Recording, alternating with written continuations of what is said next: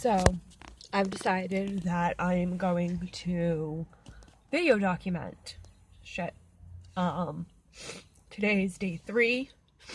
I'm sitting in my car, crying my eyes out.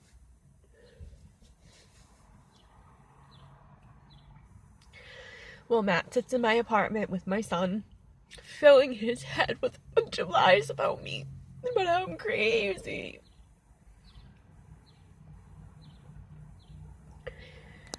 And basically how it started was, he gives me his phone, tells me he has nothing to hide, so I go through his phone, trusting that he has nothing to hide, and lo and behold, he's talking shit about me to people.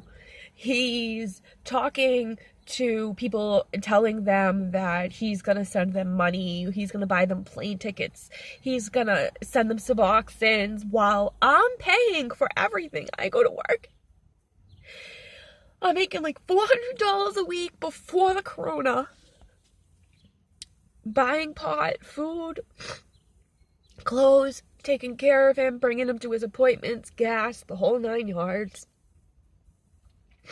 For the last 7 months, I haven't pushed him to get a job. I haven't made him feel bad about not having a job. I've helped him apply for disability. I helped him apply for SNAP. I got him all set up so that he would have money coming through. And then when we were like, 20, 25 or whatever, he would not work. And then he would take my $20 and go to B&E, and he would spend $15 of it, and then he'd give, $1 to each bum he passed by the time he got to the apartment. And then all my money was be gone, but these bums on the side of the road would have my last $5. We used to fight about it then. It's been like 13 years. You'd think it would change between the girls and the fucking giving the money. Anyways, he got his very, very first payment. And he already says, I'm going to buy a $40 vape with that. I'm going to buy this. I'm going to buy that. I'm going to buy gold. I'm going to buy silver. I'm going to send this one money. I'm going to send that one money. And not once is it like, let me give you some money. Let me pay you back a little bit. He thinks buying a bag, that makes it better. It does. It definitely does. It definitely does, and I don't want to downside that at all. But money has always been a stress of mine because I've needed money to survive, and I've only had myself to survive. I've never had anyone that I can ask for money. I've always had to make my own money. While we were separated for the last 13 years, I was able to save a lot of money. I was able to go to Disney 3 times. And I've already spent so much money in the last 7 months. My fault, I get it. And now I'm out of work. And finally he starts having money coming through and he starts spending it like crazy. And not only that, but he's texting this fucking little dipshit. This little girl,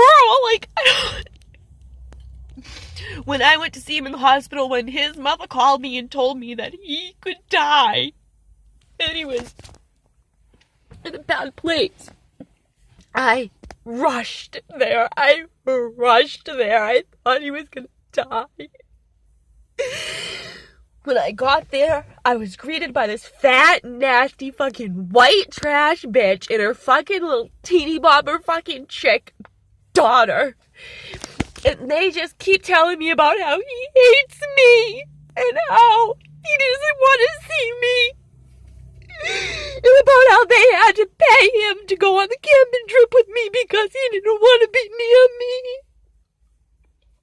They told me that they cooked him dinner every night and he loved it. He loved sleeping there and he loved being a part of their family. And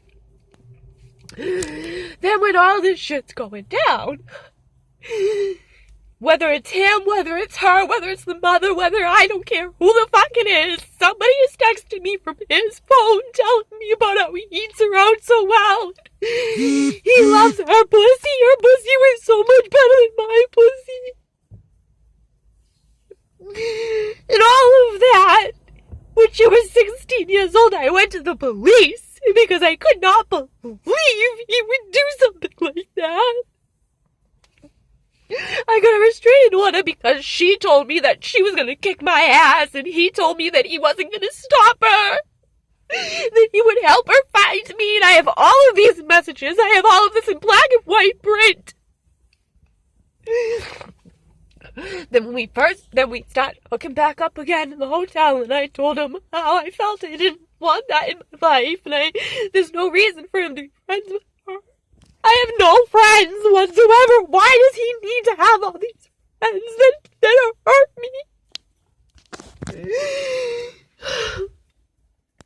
So, he says that being with me and Hunter is more important than anything else, and he had no reason to text her, and that, she was just a friend, and da-da-da-da-da, and...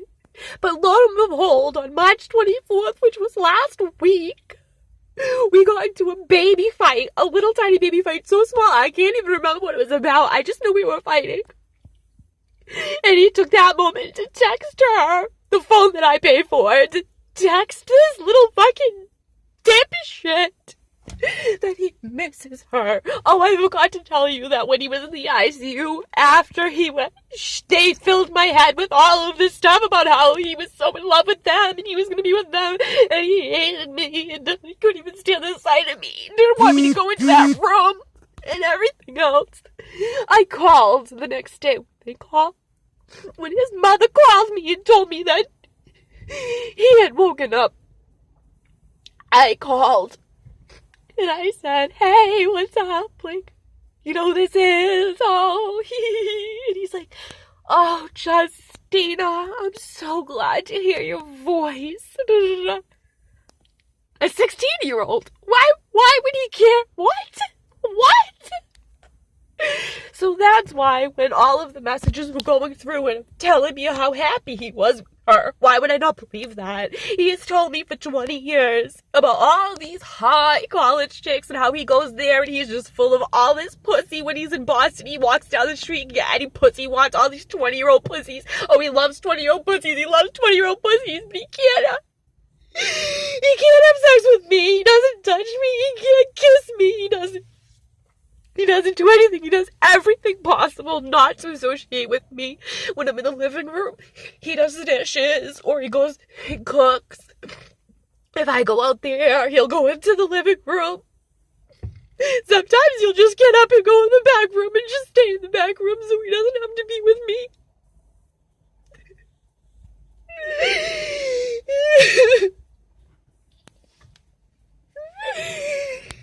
So, I try not to say anything about it because I shouldn't have been going through his phone in the first place, right? But I did, and it was just last week that he missed her so much to the point where he had to text her. Oh, apparently it was because of the COVID. No, it's not because of the COVID. It's because you're not happy where you are and you miss me where she is. I don't care if you had a relationship with her or not. I'm not stupid. I have all of these messages, everything you've said to me, everything.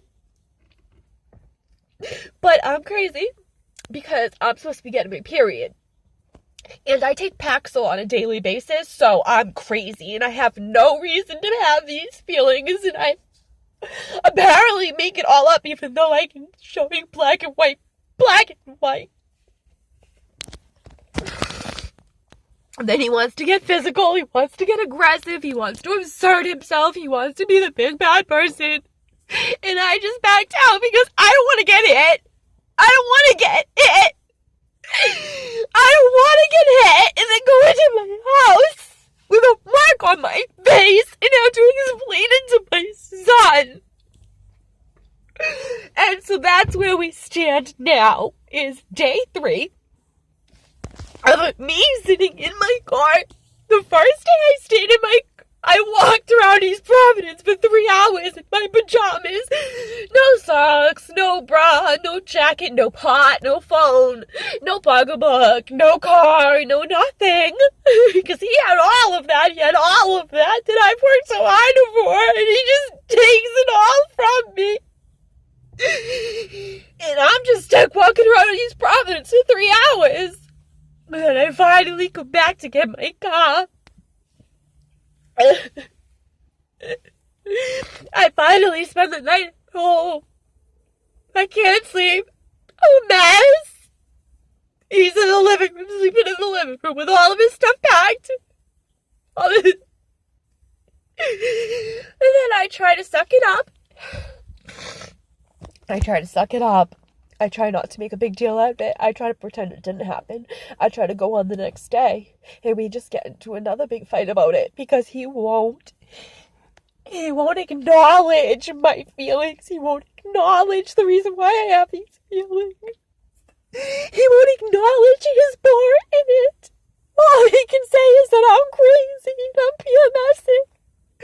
And that she took care of him when he was homeless. And so he owes her his life, basically. Never mind me. That spent the last 20 years dealing with his shit. Being in love with him, having his kid. Abuse after abuse after abuse. He doesn't acknowledge any of that either. He just says I made all of that up too. He says he didn't cheat on me before when he did.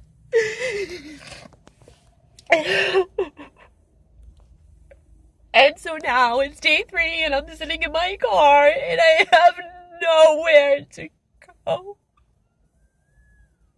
I have no one to call. I have no one to talk to.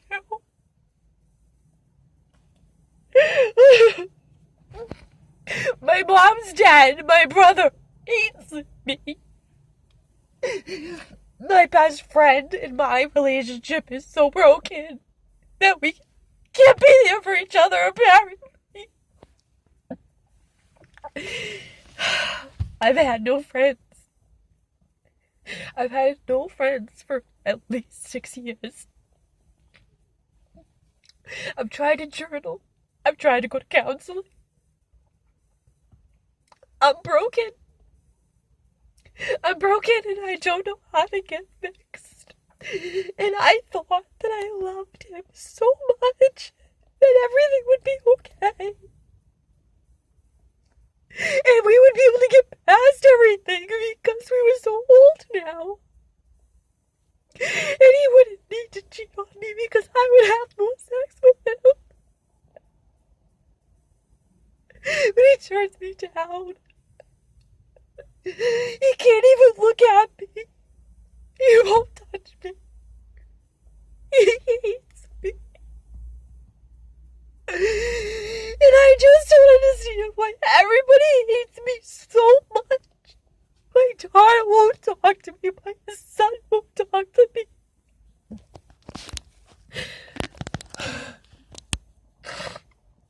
I try to be nice, and I try to be sweet, and I try to be thoughtful. I know that I'm antisocial. I don't reach out a lot. And that's my fault. But I don't know where to go. I don't know where to go at this point. I don't know where to go. I don't know what to do. I'm so sad. And my heart just is broken because I protected him for so long. And then I just gave it back to him. I just literally handed it back to him. I just handed it back to him and he just crumbled it. But I'm getting my period and I take Paxil. So none of this is allowed and all this is crazy. And it's all fake. And they're all lies. And I'm apparently just lying. And I just want to go home.